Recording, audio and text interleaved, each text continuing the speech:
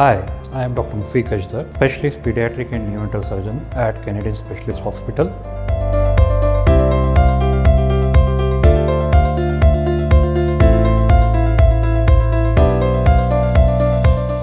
I have more than 17 years of experience and I have performed more than 10,000 surgeries in children. I am double board certified in general and pediatric surgery. I am also a fellow of American College of Surgeons. Children are not small adults and they should be operated by a specialist pediatric surgeon and not a general surgeon. In pediatric patients, we see a lot of hernias, hydrocele, undescended testis, circumcisions, appendectomies. We also treat head and neck lesions like thyroglossal cyst, cystic hygromas, and other lumps and bumps.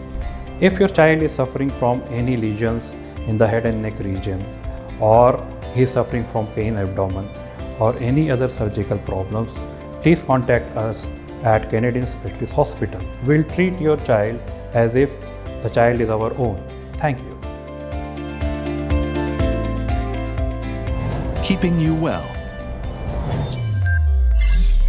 Canadian Specialist Hospital, Abu Hail, Dira, Dubai.